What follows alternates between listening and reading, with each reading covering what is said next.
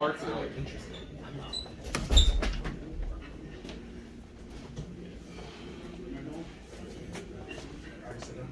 Yep.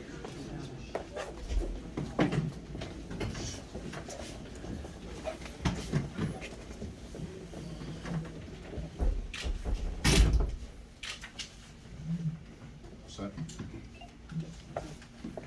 Is this water-free game? Go for it. It was on the table when we walked in. I appreciate it, I need it. Well, first and foremost, it was great to come down here and see my daughter. That was the best part of coming on this trip, to be honest with you. Anytime we get an opportunity to see Olivia and see her smile as dad, it just lightens my world up. It kind of took off a little bit of edge. So the game, in my opinion, was important, but the most important thing was to see that young lady smile, and she brought a lot of joy to Maurice, myself, and Isaiah, who was on the trip with us. You know, I thought we played well, start to finish. You know, we didn't get off to a great start, but I thought we were able to score the ball early, and they gave us a lot of confidence. I thought our defensive intensity was totally different than it was the other night, where I thought we were so lackluster. We were frustrated because we didn't score at Connecticut, and I thought our offense stalled because of that. But give them credit as well. Coming in here, and you know, it's always a pleasure to come and see so many Friar fans here in the DC area. But it just was a game we had to win. We had to win, and I thought we played with some desperation. You know, we have an opportunity to finish the regular season off with 2 home games, which we've been pretty good at the crib. So hopefully we can go back to the crib and play well. And then Ed Croswell played probably his best game he's played for us here as a Friar. Just how far he's come when we got him.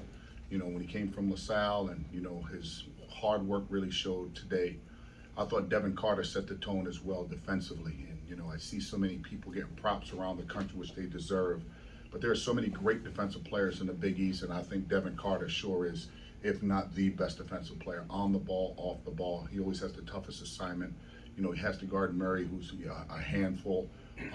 So I'm just happy for our team, and always proud to represent the Big East. You know, when we can win on the road. You talk about buying them, kind of setting your table early with those 3 threes. I thought he basically, kept you guys afloat. For whatever reason, Jared likes playing in this building. I thought he was Superman here last year. You know, I think he had 6 or 7 threes in this building last year. I thought he shot the ball well at Connecticut. You know, I think he's putting his time in. You know, he's playing in front of a lot of his relatives that were here. You know, he being right from Maryland down the street. But he'd set the tone. I mean, a lot of guys set the tone for us really well, because we knew we were going to get a knockout punch early. And then, look at, this Georgetown team has been right there in every single game.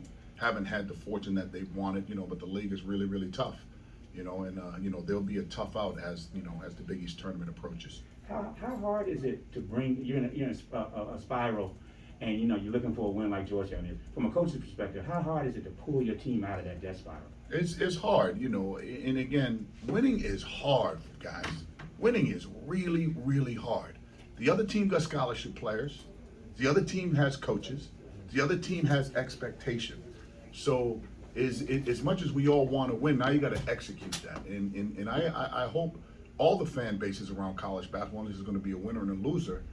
And, you may want to win a little bit more, but sometimes it's a little bit of time, and it takes chemistry, it takes continuity, it takes patience, it takes a little bit of luck. And I think we've been very fortunate to have all of those. But winning is very hard. Obviously had a very balanced performance, but early on, with Hopkins getting 3 fouls in a span of 50 seconds, what had to happen after that? Did you talk to them, seniors, to step up, or the veteran players step up? How did you handle that? Honestly, great question. I thought us going with Ed and Clifton gave us a physicality in front of the rim, gave us some length. It's not a lineup we've used often. We did it a little bit earlier in the season, but I thought that 1-2 combination, length, strength, girth, athleticism, and experience. Ed's in his 5th year, Clifton in his 5th year. When we look around college basketball right now, because of COVID, we have 2 more years of having basically senior citizens playing on the court. I mean, a lot of these teams are just old, and that experience shows this late in the season. And then, do you have a normal rule, like 2 quick fouls, you take a guy out? Were you trying to get Bryce out, or how do you handle that normally? I think when you put rules, how many people follow the rules, right? Not a lot in my house. I think I'm a rule follower only with it when it comes to the law. I follow my gut. My gut is my rule. And you gotta trust your gut, you gotta trust your team, you gotta trust the individual players. Just because you have 2 fouls, you don't foul out until you get 5. So last time I checked, he had 3 fouls at the end of the game, so we had to get him out with 3. I don't know if I'll play him with 3 fouls with 16 minutes left to play in the game, but it's not a rule. I'm not a big rule guy with basketball. Ed, you had, I believe, career highs in both points and assists today. What was working for you? Me and Coach Battle spoke before the game, and he said just go out there and just play with energy. And I just wanted to make the right play every time came down the court, just making the right reads and stuff like that. So I was just playing at an all-time high energy, smiling, having a good time on the court. So it just carried over and translated to points and assists. Coach, you had multiple long stretches that were 14-2, 15-5. Those things, what was working for you in those stretches that allowed you to not only on the offensive end score, but also on the defensive end preventing Georgetown from scoring? When you have versatility, our identity is Ed Croswell. Our identity is Devin and Bryce Hopkins from a physicality, athletic standpoint.